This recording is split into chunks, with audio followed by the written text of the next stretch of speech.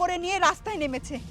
আরও শুনে এলাম আমাদের রংপুরের বেগম রোকেয়া বিশ্ববিদ্যালয় সহ পুরা বাংলাদেশের যত স্কুল কলেজ আছে সব ছাত্রছাত্রীরা রাস্তায় নেমেছে।